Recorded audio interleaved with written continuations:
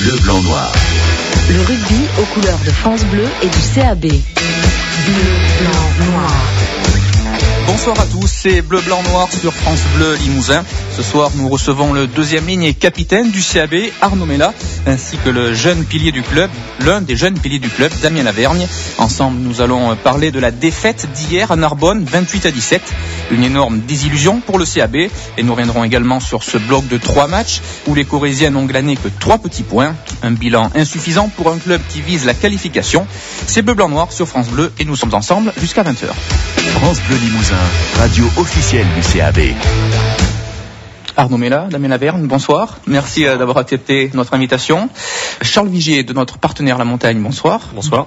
Et Christophe Tastet pour France Bleu Limousin, bonsoir. Bonsoir. Arnaud, ce retour a pas été trop long de Narbonne hier soir? Si, plutôt. Ouais. Non, mais c'est comme ça. Hein. Le rugby, c'est pas si simple qu'on en croit. Et des fois, les meilleurs ne gagnent pas. Ou avec l'envie, on bouge beaucoup de choses. Et ça a été le cas. Narbonne a peut-être eu plus envie que nous. Voilà, je sais pas trop. Arnaud Mella et Damien Lavergne sont nos invités ce soir sur France Bleu. France Bleu Limousin, radio officielle du CAB. Mais avant de nous pencher en détail sur cette partie, sur cette rencontre d'hier à Narbonne, je vais laisser la place à l'une des plus célèbres plumes corésiennes. Oui, c'est la seule. Christophe Tastet. C'est pour ça. Je vous préviens, aujourd'hui, je sors les dossiers et il y a du lourd, du sérieux, du consistant. Nous allons verser dans l'apophthegme de quelques démiurges de la langue imagée, si vous me passez cette tirade par trop populaire. À tout seigneur, tout honneur, et rendons à César à ce qui est à César. Yann Fior avait ouvert le bal il y a une quinzaine de mois avec une phrase faisant à présent le bonheur du théâtre classique. Je cite, « On n'a jamais été aussi meilleur que quand on avait le dos au pied du mur ». Il y a quelques semaines, ici même, Michael Nicolas, dans une lancée lyrique dont il a le secret, n'a pas hésité à évoquer, je cite, « l'arbre qui cache le progrès ». C'est beau. Suivant ce bel exemple, Manuel Caillot, hier, en plein commentaire du match Narbonne-Brive, alors qu'un joueur blessé restait au sol, osait confier ceci, il est tombé sur une pâquerette. C'est un poète. Alors au royaume des bons mots, j'ai sorti le dossier Arnaud Mella, tout en me faisant du souci pour Damien Lavergne, invité aujourd'hui à ses côtés dans toute l'insouciance de sa jeunesse et dans toute l'innocence de sa vie post-acné. Méfie-toi d'Arnaud, Damien, c'est un fourbe. Car j'ai ici copie d'un article pour le moins libidineux, paru dans La Montagne le 25 octobre dernier, où Arnaud Mella déclare ceci, 2 points, ça arrive souvent qu'un gros se mette avec un 3/4. Alors, en plein débat sur le mariage pour tous, je ne sais pas si le jeune Damien goûte avec délectation ce genre de position de la part de son partenaire de jeu, mais il ne pourra pas dire qu'il ne savait pas maintenant. Et avec qui est-il, Arnaud Mella ? Avec le palois Frédéric Manca, qui, dans le même journal que j'ai sous la main, enfonce le clou, si j'ose dire, en affirmant « ça s'est fait comme ça, vraiment, je ne sais pas comment l'expliquer ». Alors, la baffe reçue à Narbonne par le CAB est une chose, la victoire des espoirs 42-3 contre Tarbes en est une autre, mais il serait temps d'unir ses forces pour que le résultat global soit meilleur. Notez que j'ai bien dit unir et pas marier. Vous reconnaissez vos propos, Arnaud ? Ouais. Très bien, ouais. Bon, c'était à propos de faire chambre commune, hein. Pour les déplacements, c'est tout. C'est noté. Voilà. La précision était importante, Christophe. Oui, je vous en remercie. Tant qu'on n'est pas tombé sur une pâquerette, ça va. Arnaud Mella et Damien Lavergne sont nos invités ce soir dans Bleu, Blanc, Noir. Bleu, blanc, noir. Le rugby aux couleurs de France Bleu et du CAB. Alors c'est l'heure de revenir donc sur cette rencontre hier à Narbonne. Alors malheureusement, Damien Lavergne, vous n'étiez pas de ce déplacement. On pensait quand on vous a invité que vous feriez partie du groupe. Alors, vous avez joué avec les espoirs. On va en dire un petit mot tout de suite. Belle victoire face à Tarbes hier, une belle performance. Oui, bon, on était en doute parce que à l'aller on avait fait égalité. Et ce qu'il y a, c'est que on est premier avec un match en retard. C'est une bonne performance. On a pris le bonus, mais ce qu'il y a, c'est que il faut pas qu'on soit trop confiant, sinon on va se retrouver à perdre des matchs bêtement, alors que on arrive à produire du jeu, à mener devant. On peut envisager des choses pour la suite, mais pour l'instant, on prend les matchs les uns après les autres et on verra la suite. Alors pendant que vous vous imposiez hier à Brive, vos compères de l'équipe première entre guillemets s'inclinaient à Narbonne. Alors le club partait Arnaud Mella avec beaucoup d'ambition sur ce déplacement. Vous visiez la victoire et malheureusement il y a eu cette défaite au bout. Une grosse désillusion là pour vous. Oui, bien sûr, c'est un faux pas. On avait vraiment l'ambition de gagner là-bas. On y avait mis tous les ingrédients, je pense. On avait préparé ce match au sérieux et voilà. Après, on a fait une très mauvaise entame qui nous a coûté déjà une douzaine de points au bout de 20 minutes. Donc après, c'était assez compliqué, mais on a réussi à réagir et revenir au score. À la mi-temps, on tourne à 12-10. Voilà, tout était, on était quasiment à 0-0, donc c'était faisable. Et après, voilà, on a su repasser devant, mais il nous a manqué un peu de gestion, un peu de tête. C'est un peu les mêmes syndromes qu'à Oyonnax et qu'à Aurillac. Voilà, c'est dans les matchs compliqués, on a un peu de mal à gérer les fins de match, quoi. Oui, vous le disiez tout à l'heure, très mauvaise entame. C'est vrai que Charles Vigier, la première demi-heure, Brive dans l'envie n'était pas du tout. En tout cas pas assez. C'est vrai que les Narbonnais eux, étaient vraiment dans l'envie. On savait que c'était une équipe qui était vraiment en rémission par rapport à leur début de saison et ils l'ont montré aux Brivistes à l'Impact. Ce qui était assez impressionnant, c'est que sur quasiment tous les duels physiques dans la première demi-heure, les Brivistes ont reculé. Il n'y a pas eu de plaquage offensif. Ils ont vraiment subi ça et pris logiquement des points sur des fautes au sol.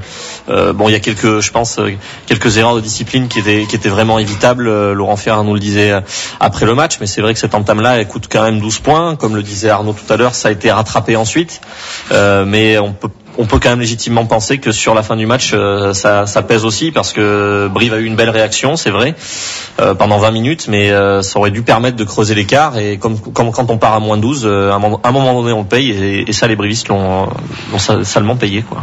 Mais justement, Arnaud Mella, comment on peut l'expliquer cette première demi-heure? Est-ce que inconsciemment ce match nul à Lyon n'a peut-être pas fait du mal et vous êtes rendu là-bas peut-être, je vais pas dire trop confiant, mais peut-être pas avec cette motivation suffisante pour aller s'imposer face à une belle équipe de Narbonne? Oui, je pense que c'est certainement ça. On est parti à Lyon en se disant qu'on allait peut-être prendre 30 points, donc si on n'y faisait pas le maximum, ça allait être très très compliqué. Là, peut-être qu'en allant à Narbonne, pourtant moi c'est une équipe qui est très compliquée à jouer chez eux. C'est une équipe qui joue bien au rugby et je savais très bien que ça allait être très compliqué à gérer ce match, mais je pensais pas qu'on allait se mettre en difficulté comme ça, quoi. Alors après, donc il y a eu une belle réaction avant la mi-temps avec cet essai de Mike Blair. En deuxième mi-temps, la 45e, vous repassez devant avec votre deuxième essai, celui de Laurent Ferrer. Et à partir de ce moment-là, vous n'avez pas su revenir jouer chez l'adversaire. Comment l'expliquer Mais voilà, je sais pas trop comment dire. On a marqué cet essai, après on s'est retrouvé sous pression. On a l'occasion d'aller les pousser chez eux, les obliger à nous renvoyer le ballon en touche pour repartir sur du jeu lent dans leur camp et avoir la possibilité de prendre une pénalité et de tenter 3 points. On n'a pas été capable de le faire. On a mal géré ce moment-là, donc il faut que dès cette semaine qu'on retravaille ça, se mettre dans les conditions de match où c'est qu'on domine à l'extérieur et qu'il faut qu'on tienne le score et les pousser chez eux. Et il faut qu'on travaille ça à l'entraînement dès cette semaine parce que ça nous a coûté très cher. Il y a un exemple frappant au cours de la deuxième période. Ce sont ces 3 lancers narbonnais que vous gagnez, que vous récupérez. Vous êtes dans vos 30 mètres et derrière il n'y a pas eu cette avancée possible. C'est vrai, c'est ce qu'on disait pendant le match. Après, Charles, ça a été un des moments clés de cette deuxième mi-temps. Ouais, c'est un moment vraiment difficile pour le CAB parce que on peut légitimement penser que ça aurait pu être un tournant. Voilà, les Narbonnais poussent, ils ont 3 ballons dans les 22 mètres de Brive, quasiment 3 pénales touches et Brive contre les 3, ça doit leur mettre vraiment un coup sur la cafetière et Brive doit être en capacité à cet instant-là de gérer, d'occuper le terrain, de reprendre un peu la domination territoriale et ils n'y arrivent pas, quoi. Ils n'arrivent pas à se sortir de la pression. Il y a surtout la touche qui suit un petit peu après sur les 50 mètres où là ça doit être un ballon qui permet au CAB de jouer quasiment peut-être sa première bonne balle en deuxième mi-temps dans le camp narbonnais et il y a un problème sur le lancer, ça déclenche pas bien, ils perdent ce ballon-là qui est vraiment crucial. D'une manière globale, je pense que c'est vraiment un souci récurrent. Bon, le manque d'envie, on va passer dessus. Ça a duré 15-20 minutes, ça a coûté cher, mais les Brivistes se sont repris. Donc ça c'est un problème, on va dire, vraiment ponctuel. C'est pas le problème de la gestion des fins de match. Il est vraiment récurrent contre des équipes qui sont accrocheuses depuis le début de la saison. Et ça risque de coûter vraiment cher au CAB. Comme disait Arnaud aussi tout à l'heure, il y a eu quand même une belle réaction avec des essais qui sont, notamment le premier essai qui est très très bien construit. On n'avait pas l'habitude de voir des essais avec autant de temps de jeu. Ça c'est vraiment intéressant, mais il y a vraiment une progression très importante à faire dans la gestion des matchs parce que là on a l'impression que ça n'a pas vraiment beaucoup bougé depuis le début de saison, quoi. On n'a pas vu une équipe hier qui joue la qualification, clairement. Pas assez. Tout d'abord, effectivement, il y a cette question de début de match, d'envie et des 12 points encaissés, quoi. Puis surtout cette gestion de fin de match, parce que quand bien même Brive arriverait à se qualifier, à être 5e, 4e, je pense que la 3e place maintenant aujourd'hui ça va être très compliqué d'aller la chercher, mais quand bien même il jouerait une demi-finale d'accession sans la gestion des fins de match sur des rencontres à élimination directe, ça semble quasiment impossible d'y arriver, quoi. Il y a un domaine aussi important, Arnaud Mella, c'est l'indiscipline. C'est vrai que vous avez pris 4 pénalités au cours des 20 premières minutes, et pourtant ça a été un message, vos partenaires, l'entraîneur, nous l'ont tous dit en conférence de presse vendredi dernier. Visiblement vous avez appuyé énormément la semaine passée sur la discipline, et malheureusement ça vous a coûté cher au début de match. Oui, c'est un peu particulier sur ce match-là parce que la discipline, on s'était vraiment tous dit de monter un ton là-dessus, mais ils nous ont vraiment mis sous pression dans le premier quart d'heure. Ça allait très vite, donc on s'est vite retrouvé hors jeu. Ça, c'est pas des fautes de discipline comme on a eu l'habitude de faire ces derniers temps avec des fautes stupides, tout ça. Là, on était vraiment pris un peu sur de la vitesse. Ça allait assez vite. C'était les 20 premières minutes, ça a joué, je pense, vraiment quasiment du niveau top 14. Donc c'est vrai qu'on a un peu subi. Ça a été un peu différent que des fautes stupides, quoi. Damien Lavergne, comment vous l'avez appris ce résultat? J'imagine que vous avez été surpris au moment de l'annonce. Ce qu'il y a, c'est que nous, quand on a fini le match, il y avait je crois 17-15, et une fois sorti des douches, le score final c'était 28-17, je crois, quelque chose comme ça.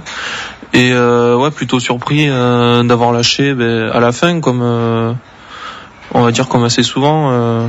Les fins de match sont on lâche le score et d'un coup on se fait rattraper et mener sur le final. C'est Bleu Blanc Noir sur France Bleu Limousin. On continue à parler du CAB, mais pour l'instant place à Asaf Avidan et son titre One Day. France Bleu Limousin, radio officielle du CAB. Bleu, blanc, noir depuis l'hôtel Le Collonge à Brive avec Arnaud Mella et Damien Lavergne, nos deux invités. Donc après avoir évoqué la défaite d'hier à Narbonne, on va revenir donc sur ce premier bloc de 3 matchs de cette année 2013. Un bloc mal négocié par les brivistes qui ont glané que 3 points sur ce bloc. C'est pas suffisant, Charles, pour une équipe qui vise la qualification. Pour l'instant, c'est pas suffisant, d'autant plus que les concurrents directs, eux, ils ont pris vraiment des points, quoi. Et notamment ce week-end, c'était un week-end un petit peu charnière quand on voit Aurillac qui va prendre un bonus à Tarbes, Pau, qui est vraiment pour le coup un gros concurrent direct, qui va faire un nul à Carcassonne où c'est vraiment pas facile de prendre des points là-bas. La Rochelle qui va gagner à Dax, donc c'était vraiment pas le week-end où il fallait lâcher. Le début d'année aussi, c'était un calendrier qui était pas forcément le plus évident par rapport à celui de la fin d'année 2012. Il y a cette défaite contre Carcassonne au Stadium, je crois que c'était Arnaud qui avait évoqué un penalty, c'est un peu ça, Lazzarotto qui marque en contre à la fin. Lyon, un nul, c'est jamais forcément un mauvais résultat, mais c'est vrai que ça fait 3 points, quoi, sur 3 matchs. C'est pas vraiment une cadence de qualifiable, quoi. Oui, on le voit avec les résultats ce week-end, la victoire donc de La Rochelle à Auch, 20-3, donc le match nul de Pau à Carcassonne, 12 partout, Lyon donc qui bat Albi 26-12. C'est vrai qu'on voit un resserrement, Brive est 5e, alors que on rappelle que Carcassonne a un match en moins qu'ils vont disputer samedi à Massy, mais un resserrement là en termes de points. Brive 5e 51 points, Tarbes 51 points aussi, Carcassonne 50 points, Lyon 48 points. Est-ce qu'aujourd'hui, Arnaud Mella, vous avez fait une croix sur les 3 premières places ou pas? Non, bien sûr que non. On a des matchs à jouer, on a des matchs à gagner. Je crois, il nous reste 9 ou 10 matchs à jouer. Si on en gagne 8, si on en gagne 9, on peut être très bien dans les trois. on a un bloc de 3 matchs à faire là. On a Aurillac, Auch et Massy. Il faut prendre un maximum de points. Il faut gagner les 3 matchs. Faut pas se cacher. Hein. Il faut gagner les 3 matchs et après on verra les concurrents aussi. Je crois que il y a des je sais pas si c'est Pau ou Tarbes qui a encore c'est Tarbes qui a des déplacements compliqués. Les Palois aussi faut voir, il n'y a pas que nous qui allons subir des désillusions, j'espère. Il y a un point important, Manuel a souligné dans le calendrier des Brivis, c'est que toutes ces équipes concurrentes de Brive, soit il y a déjà eu la double confrontation contre le CAB, donc il n'y aura plus vraiment de points à prendre, notamment à Lyon, le CAB a passé Lyon, donc voilà, c'est une équipe qui pourra plus prendre de points directement sur Brive. La Rochelle, Tarbes, Aurillac viennent à Brive, donc là c'est l'occasion de vraiment leur reprendre des points directement. Il n'y a pas de déficit de calendrier par rapport à ça, mais ça implique effectivement, comme l'a dit Arnaud, de faire un sans faute sur ces matchs-là contre les concurrents directs. Il y a juste un déplacement à Pau qui pourrait être vraiment décisif en fin de championnat, où il faudra peut-être pas se rater. Ça peut être quasiment un premier match de phase finale pour accéder aux demi-finales d'accession. Mais c'est vrai que là, ce match contre Aurillac qui arrive, ça annonce important, Damien Laverne, d'autant qu'à l'aller, Brive avait perdu, donc, et puis il y a cette saveur de derby, donc c'est un match qui se perd pas, là. On va jouer le 3e match contre Aurillac, donc un match amical, un match à l'aller chez eux, compliqué, où on prend le point de bonus à dernière seconde sur la sirène, et là, le match retour, eux, ils sont plutôt confiants, ils sont devant nous au classement. Nous, on est sur nul, une défaite, 2 défaites et un nul. Donc, on aura plus de pression qu'eux. Donc, je pense que on va sûrement mieux jouer que si on était extrêmement favori. Arnaud Mella, après le match contre Carcassonne et cette défaite, vous nous disiez que c'était jamais bon de reprendre après une pause sur un match à domicile. Malheureusement pour vous, il y a cette semaine de repos avant Aurillac, ça tombe une nouvelle fois très mal. Ouais, oui, c'est bien sûr, c'est les retours après une semaine de repos pour reprendre à la maison, c'est jamais très bon, quoi. Mais bon, après voilà, maintenant c'est comme ça, c'est le calendrier. On a eu du mal contre Carcassonne, on sait à quoi s'en tenir. Voilà, il faut qu'on fasse la même entame contre Aurillac que quand on l'a fait chez eux, et après il faut qu'on règle ces soucis de maintenir le score et maintenir les équipes sous pression, et voilà, on va gagner ce match, et j'espère qu'il y ait de belle manière. Charles Vigier de la Montagne. Ça va pas être souvent arrivé dans l'histoire du CAB que Aurillac se présente comme le gros dans un match au stadium, quoi. C'est vrai que là ils arrivent devant Brive au classement avec beaucoup plus de certitude et de bons résultats avant ce match. Peut-être que c'est la chance du CAB, c'est de se retrouver dans la position presque du petit, quoi, sur ce match par rapport au contexte actuel, et il va falloir vraiment profiter de ça pour retrouver des valeurs de combat qui ont un petit peu manqué à Narbonne. Il faut espérer que les Brivis vont répondre présent là-dessus en endossant vraiment le rôle du petit. Est-ce que cette défaite à domicile, là, face à Carcassonne, on y revient quelques instants, vous a mis un coup d'arrêt dans votre progression? Vous étiez en confiance, vous aviez gagné, vous avez eu un bon mois de décembre, notamment à domicile. Est-ce que voilà, ça a été un coup d'arrêt? Ouais, bien sûr, ça nous a fait mal à la tête, puisqu'avec ce match-là gagné, même en ayant perdu à Narbonne, je pense que si on n'avait pas eu la victoire à aller chercher impérativement, on aurait pris un bonus à Narbonne. Bon, on aurait dit que c'était pas bien, mais bon, ce match de Carcassonne nous coûte très cher, surtout dans le déroulement du match, quoi. Après, il y a des matchs où c'est que tu perds de A à Z, c'est très compliqué, t'es ric-rac tout le match, tu perds, mais là, sur ce match-là, ils nous ont rien montré, ils marquent à 2 minutes de la fin, il n'y a pas de réaction, on peut pas réagir, voilà, ça c'est sûr, ça nous a fait assez mal, ouais.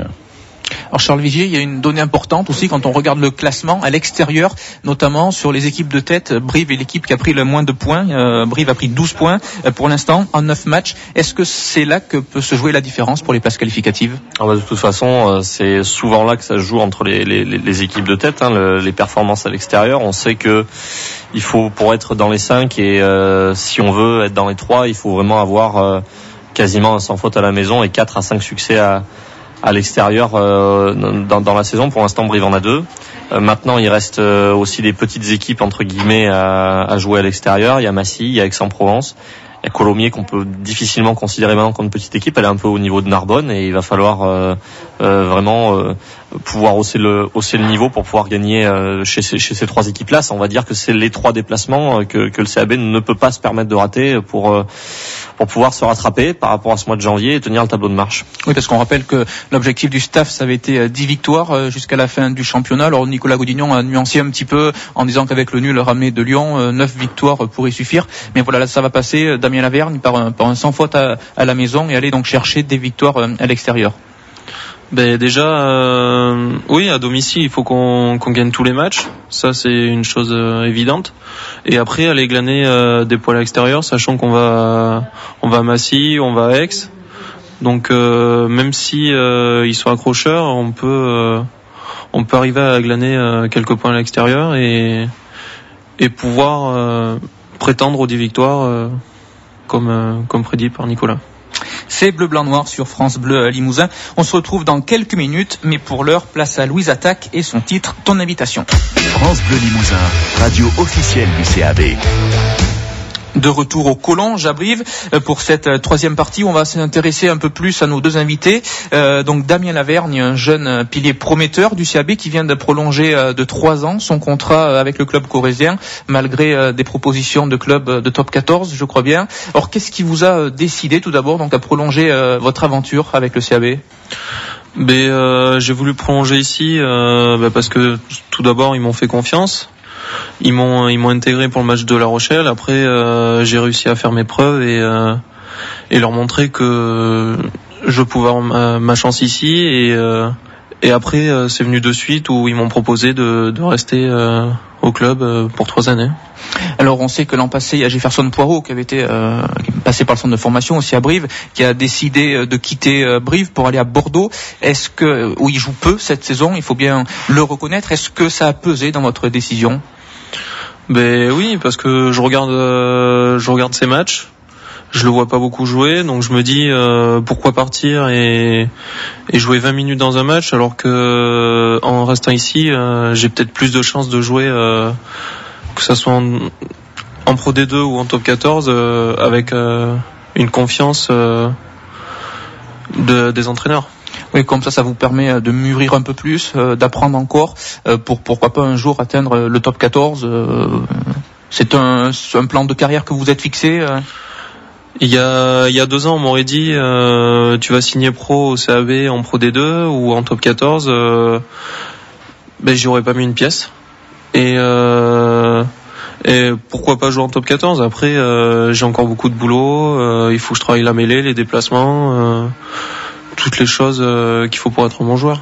Oui, parce que vous avez un parcours un petit peu atypique. Vous étiez 2e ligne, voire 3e ligne au tout début, et il y a que très peu de temps, 2 ans je crois, où vous êtes passé pilier. Est-ce que vous pouvez nous raconter ça ? Je suis arrivé en première année de cadet à Brive, donc je jouais 3e ligne, après j'ai joué 2e ligne, et en 2e année Crabos, Nicolas Godignon qui nous entraînait, il m'a posé un ultimatum, c'est soit tu passes pilier ou soit tu joues pas. Donc j'ai pris pilier et me voilà ici maintenant. Un mot, qu'est-ce qui vous a poussé à vous tourner vers le rugby ? Le rugby, ma famille, mon père, j'allais le voir tous les week-ends, mes oncles. Du côté de mon père, c'est une famille très rugby, donc c'est venu tout seul. C'est une bonne nouvelle, Charles Vigier, pour le club, de voir des jeunes talents comme ça rester au club pour s'aguerrir un peu plus. C'est plutôt un bon signal, surtout qu'effectivement, il y a de ça 6 mois, le club perdait Jefferson Poirot, qui avait eu le temps de faire 5 matchs en première avant d'être quasiment piqué par un club de top 14. C'est un peu la nouvelle mode, on va dire, du fait aussi du fameux quota GIF. Maintenant, un joueur fait 5 matchs et il est contacté pour faire pendant 2 ans 5 matchs par année dans d'autres clubs. C'est un peu étonnant, mais bon, c'est plutôt bien aussi pour eux. Ça veut dire qu'ils ont leur chance. Voilà, Damien, il a prouvé sur 2-3 premières prestations qu'il avait du potentiel. Brive va pas hésiter à bouger pour le faire signer, c'est bien, et le fait qu'il a accepté, ça veut dire que certainement on lui a proposé un projet intéressant, ambitieux, et ça c'est un bon signe pour l'avenir, parce qu'un club comme Brive aujourd'hui, on l'a bien vu, financièrement parlant, c'est compliqué aujourd'hui d'installer des clubs de villes moyennes voire de petites villes à haut niveau, et je crois que le modèle économique va s'orienter autour de la formation. Il faut savoir la valoriser en conservant ces jeunes. On a vu que Brive, ces dernières saisons, vous en parliez Charles à l'instant, a sorti plusieurs piliers. Alors on sait qu'en France, on parlait il y a quelques temps d'un manque de piliers, mais c'est bon signe, on voit que Brive en sort quelques-uns. Au-delà des piliers, Brive a sorti quelques bons joueurs quand même. C'est vrai que en première ligne, c'est un club qui est plutôt bien nourri par son centre de formation. Bon, il y a évidemment Kakovin qui est un joueur un peu hors norme, on le voit aujourd'hui à Toulouse. Il y a eu Poirot et donc maintenant il y a Lavergne, et puis il y en a d'autres qui derrière peuvent encore espérer de bonnes choses. C'est plutôt un bon signe pour le rugby français, parce que c'est vrai que il y a pas qu'à Brive, il y a des piliers qui sortent évidemment, mais c'est un poste qui a été assez sinistré pendant plusieurs années.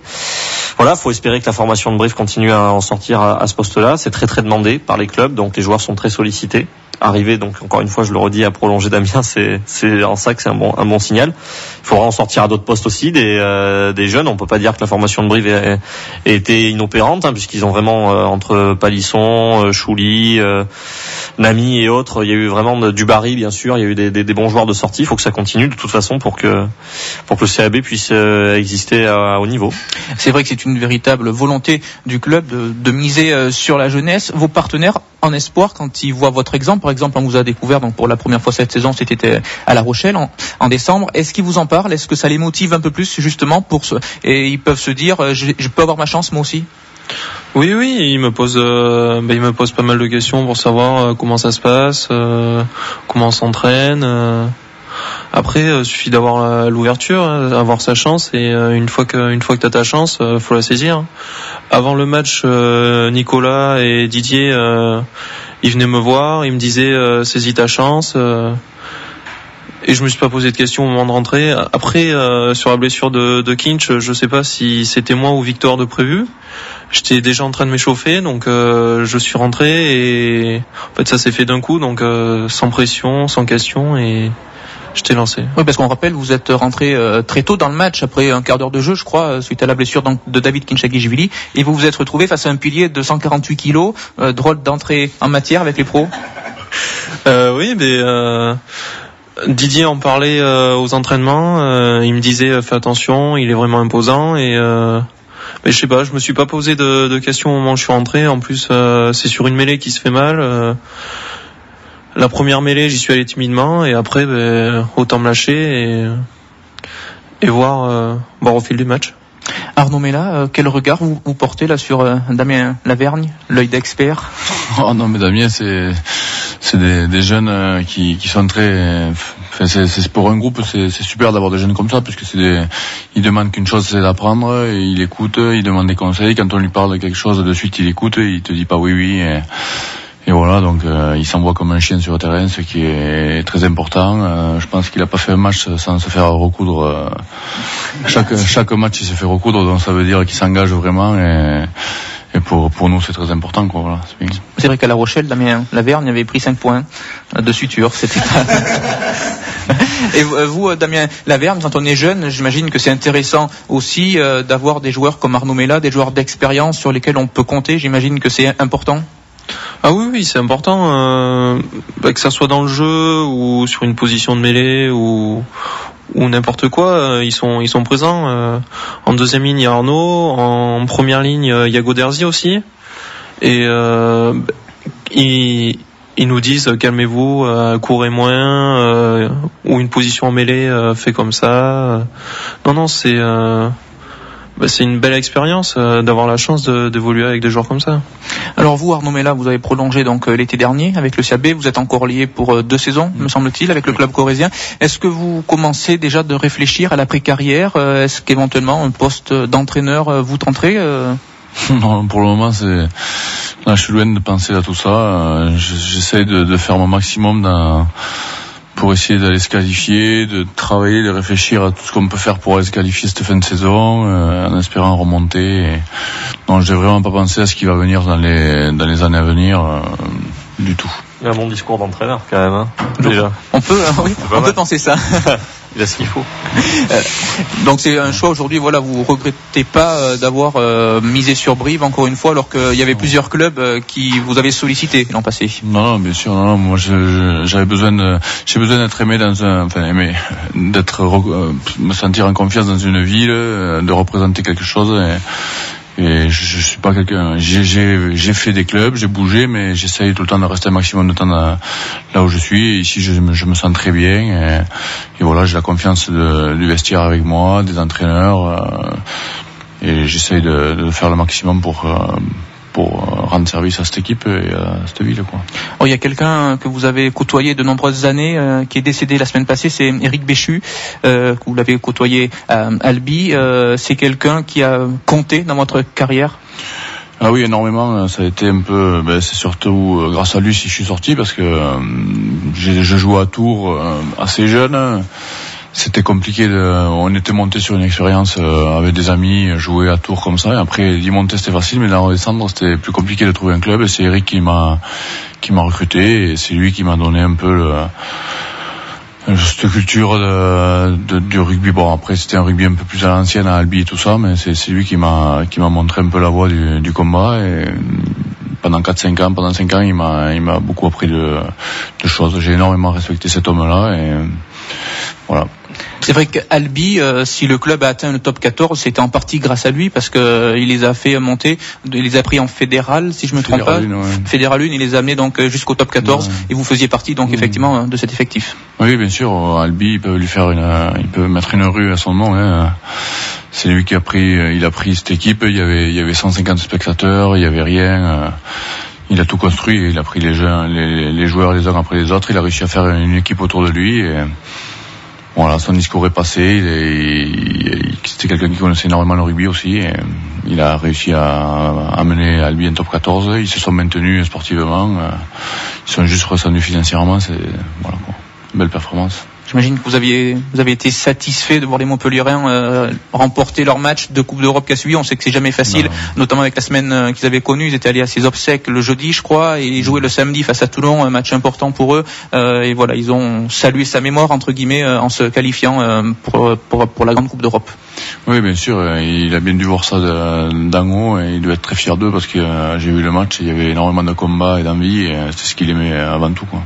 La dernière partie de Bleu Blanc Noir dans quelques minutes avec les traditionnels carton blanc, carton noir. Mais avant, on va écouter Calvin Harris. C'est la fatigue du déplacement d'hier peut-être. Calvin Harris avec son titre Feel So Close. France Bleu Limousin, radio officielle du CAB. Dernière partie de Bleu Blanc Noir avec nos deux invités Arnaud Mella et Damien Lavergne avec les traditionnels carton noir, carton blanc. On va commencer avec vous, Arnaud Mella. Bon, mais je vais mettre un carton noir. Mais non, c'est surtout la blessure de Rétif et de Petrus, parce que c'est deux éléments importants de l'équipe. Donc j'espère que ce sera pas très grave. Et c'est des joueurs qui laissent la santé sur le terrain. Donc voilà quoi. Et un carton blanc, mais c'est la belle victoire des espoirs. Et avec avec le retour de tous les blessés. Et voilà, ça va amener encore une concurrence qu'on a besoin aujourd'hui, quoi. Damien Lavergne, carton noir, carton blanc.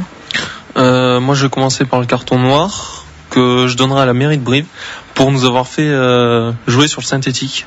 Juste pour ça, normalement le rugby c'est dans la boue, et là on s'est retrouvé le match des espoirs, donc hier c'est juste pour la pelouse en fait. C'est juste pour ça. Carton blanc maintenant. Et carton blanc, je vais le donner au club de Bretenoux pour leurs 2 victoires pour les 3 jeunes qui se sont tués dans l'accident avec le train. Et ça, je trouve ça merveilleux. Parce qu'on rappelle, vous êtes originaire de Bretenoux, je crois. Voilà, c'est ça. Charles Vigier, carton blanc, carton noir. Alors le carton blanc, je vais le donner au premier essai de Brive dans le match de Narbonne, parce que bon, on a assez remué notre peine dans tout ce voyage retour en voiture sous la pluie et terrible. Donc non, on va retenir le premier essai de Brive qui était, c'est vrai, une action qu'on a rarement vue cette saison, avec un enchaînement de temps de jeu. C'était vraiment intéressant. Il y a eu une belle combinaison de 3 quarts, un passage dans l'axe. C'était vraiment très intéressant. Il va falloir que le CAB soit capable de rééditer ce genre d'action assez souvent pour tenir ses ambitions.